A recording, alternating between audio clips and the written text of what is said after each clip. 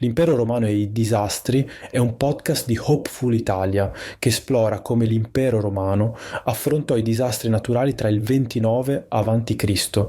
e il 180 d.C., evidenziando il loro significato politico. La serie mostra come l'assistenza imperiale, aiuti finanziari, esenzioni fiscali e ricostruzioni contribuì a rafforzare l'autorità dell'imperatore nella gestione delle disastri. La discussione su questo episodio è stata generata da Google Notebook LM ed è stata sottoposta a revisione umana. There's this idea in politics, isn't there, that real leadership, the kind that gets you into the history books, isn't forged when things are easy. No, absolutely not. It's forged in crisis. We see it all the time.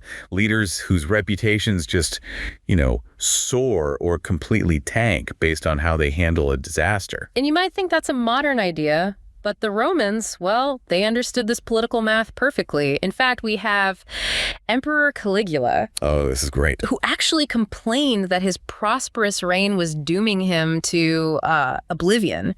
He apparently wished for disasters. He wished for them. Famine, plague, earthquakes, because he saw how things like the Vorus massacre made Augustus unforgettable, or how the amphitheater collapse at Fidenae defined Tiberius. For a ruler, a calamity was political currency. So we're not just talking about fires and floods as, economic problems. They're political events. Fundamentally. They force a leader to prove they're legitimate. And if that response seems slow or just incompetent, like we see with some modern hurricane responses, it just shatters public confidence. It's the ultimate test. And that's exactly what we're doing today, a deep dive into the Roman imperial government's playbook for crisis management. Right. So our sources for this are some really solid scholarly analyses of historical records, inscriptions, that sort of thing. And we're looking at the period between 29 BCE and 180 CE. And our mission for you is to unpack that whole process. How did cities even ask for help? What form did that help take? And crucially, how emperors learned to weaponize generosity, this system called urgetism, to build and sometimes to desperately save their own political images. So to start, we really have to get into the ancient mindset. Today, disaster experts make a really clear distinction between the natural trigger, an earthquake, say, and the human disaster. Which is what happens because of our own vulnerability, right? Like building flimsy houses in an earthquake zone. Exactly. A volcano erupting in the middle of nowhere is a geological event. It only becomes a human disaster when it hits a city. Makes sense. Now, the Romans didn't have our modern scientific language, of course.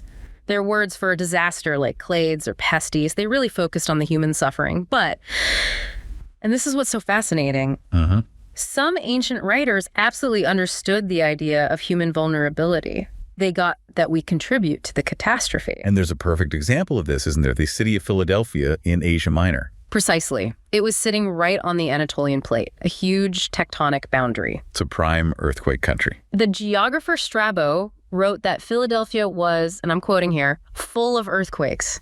He said the house walls would shake and crack daily. Wow. Daily. So this wasn't a surprise. This was just life. It was a known risk. And Strabo says the inhabitants constantly expect these sufferings of the earth and build in anticipation of them. So they were practicing risk mitigation. They knew the ground was going to move, so they adapted their architecture. They understood their choices mattered. Exactly. Now, if we look at the scope of hazards across the empire, it's pretty uneven. The most common disaster was actually flooding in Rome. The Khyber overflowed 27 times in about 500 years. Okay, so Rome is flood prone. But earthquakes mostly hit the Greek provinces, especially Asia Minor. And out of 47 known quakes, we see imperial aid in 19 of them.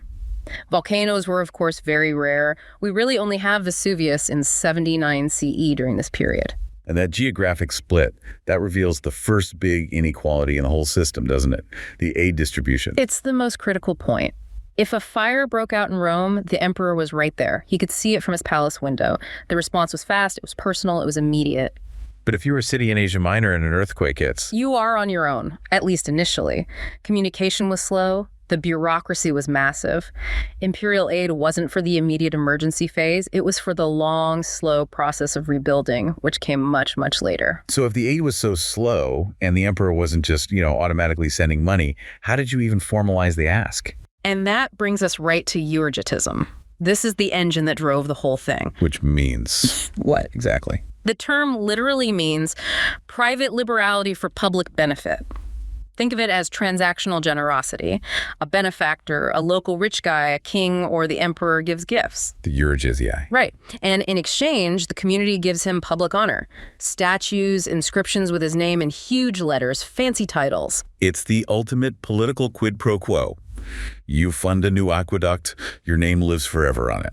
And the Romans didn't invent this. They copied the whole playbook from the Hellenistic kingdoms, especially after the huge Rhodes earthquake back in 227 BCE. The Rhodians were masters at this, weren't they? Oh, they were brilliant political operators. They sent out these delegations who, expertly worked the crowds, probably exaggerated the disaster just a little. Of course. To get these lavish gifts from everyone. Money, grain, and this is key tax exemptions. They knew that disaster was political leverage. And the Roman emperors just adopted the system wholesale. Provincial cities had to formally petition them for help.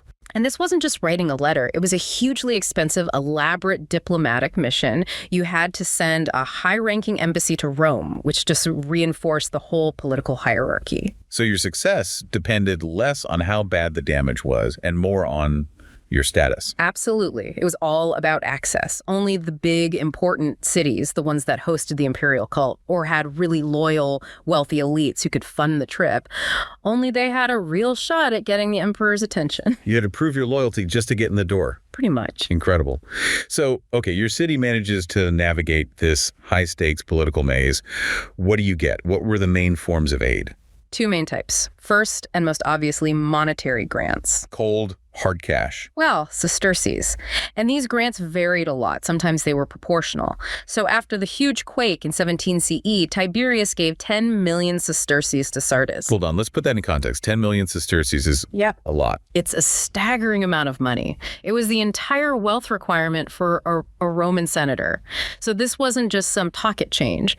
It was a massive transfer of state funds because Sardis was seen as suffering the harshest loss. And other cities got less based on their need? A kind of hierarchy of suffering? Exactly. But the funds weren't always just, a blank check. Yeah. Sometimes they were highly targeted. Claudius, for instance, funded the rebuilding of very specific arcades in Antioch after a quake there. And here's another detail. Go on. The source of the money. It often came from something called bona caduca property, inherited from people who died without a will. So the emperor was using these unexpected windfalls. It's like finding money in an old coat. It's a politically brilliant move. He looks incredibly generous, but he isn't actually cutting into the main state budget. He's using house money. That is smart. But the second form of aid, tax remissions, that seems even more ingenious. Yeah. And a bit more cynical. This is where we get the real aha moment of this deep dive. Tax remissions were rare. They only happened 6 times in 47 quakes, but they were hugely valuable. Because Roman taxes were famously brutal. What? Especially for farmers. Incredibly burdensome. Yeah. You had the tributum soli, a land tax, and the tributum capitis, a poll tax. So an emperor granting a tax holiday for, say, 5 years would have been a massive relief. But there's a catch. There is a huge catch. The remission was granted to the community, the civitas, not to individual citizens. Wait, so what does that mean? It means the local government gets to keep all that tax revenue instead of sending it to Rome. And what do they do with that money? They use it to rebuild. They use it to rebuild the big public buildings, the temples, the forums, the gymnasia, all the things that make a city look Roman and prosperous. That is genuinely cynical. So the emperor, who's 1,000 miles away, gets a giant inscription calling him savior and founder. Right. But the local people, including the poor farmers, are the ones actually paying for the construction that polishes the emperor's image. Precisely. The emperor provides the legal framework for the relief, but the enormous financial burden of restoring the city and his image along with it falls right on the local taxpayers. They are literally paying for the privilege of being saved. Wow. Okay, so we've got the system. It's slow, it's unequal, and it's a ruthlessly effective PR tool. Let's see it in action. Who made it work and who failed? Let's start with Tiberius in 27 CE. Tiberius was in a really tough spot. He'd basically abandoned Rome for his villa on Capri.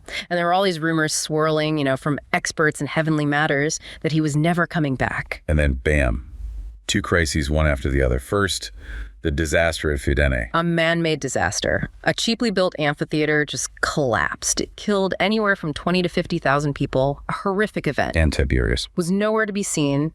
He was physically and politically absent. Private citizens, the local elites, they handled the emergency. The Senate's response was just to pass new regulations about building things. So his absence just fueled the rumors that he was incompetent, or that he just didn't care. It looked really, really bad. But then shortly after, a massive fire broke out on the Killian Hill in Rome. And this time, Tiberius acted. How? He was publicly, visibly generous. He gave out proportional grants to all ranks of people, and the sources make a point of saying this included unknowns, people with no elite connections. So he spread the money around widely. And by doing that, by being present and charitable after the fire, he completely countered the bad press from Fidenae. It was a calculated move to reassert his authority when it was in real danger. A crisis, handled right, saved his skin. Okay, next up. Nero.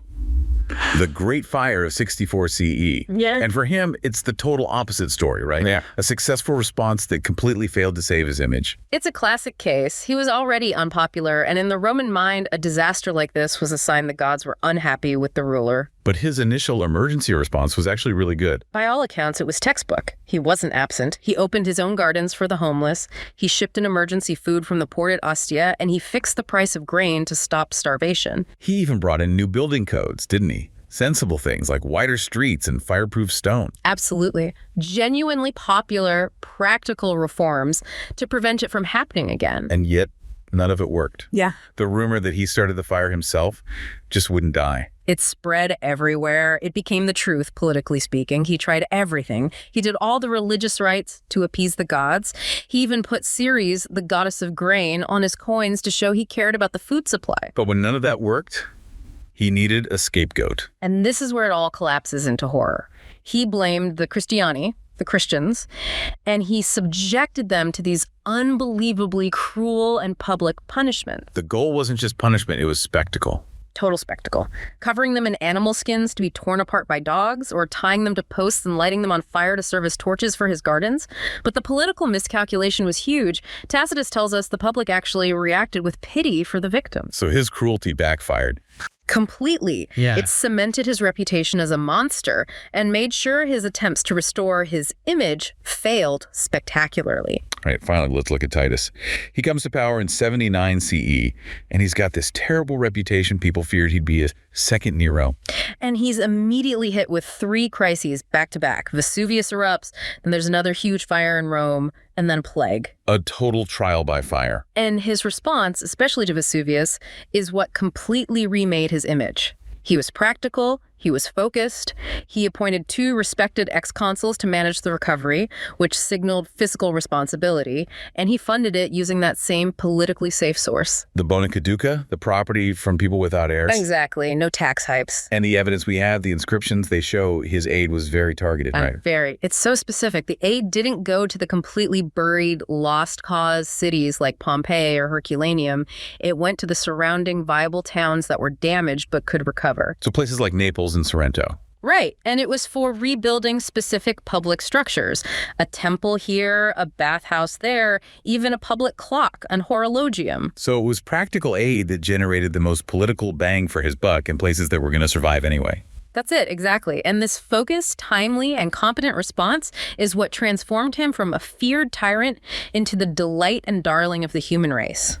He understood that in a crisis, good optics and real competency were everything. So as we pull back from this deep dive, the main takeaway seems pretty clear.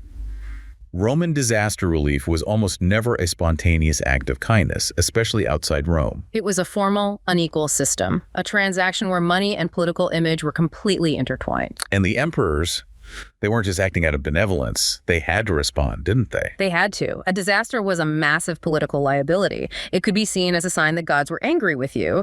So the response was designed, calm things down, reassert your legitimacy, and, get your name on a new building. So as we wrap up, what's the one thing you, the listener, should take away from this? I want you to think about those titles the Greek cities gave the emperors. Savior and Founder. They carved them on huge monuments, advertising the emperor's generosity, seemingly paid for by this immense global power. But it wasn't, was it? Not really. Because of that tax remission trick, the financial weight of rebuilding those very monuments, the symbols of imperial gratitude, it fell right back on the local people. They paid for the privilege of being saved, and they also paid for the very stone their savior's name was carved upon. It's just a stark reminder, really. In politics, the real cost of the gift is often hidden somewhere in the fine print. Questo è stato L'impero romano e i disastri, un podcast di Hopeful Italia che esplora come l'impero romano affrontò i disastri naturali tra il 29 avanti Cristo e il 180 d.C., mettendo in luce il loro significato politico. La serie mostra come l'assistenza imperiale, attraverso aiuti finanziari, esenzioni fiscali e interventi di ricostruzione, abbia contribuito a rafforzare l'autorità dell'imperatore nella gestione delle crisi. L'impero romano e i disastri è disponibile su Spotify e sul canale YouTube TV Hopeful. Per saperne di più su come lavoriamo nell'ambito dell'educazione ai disastri, visita hopeful.pro.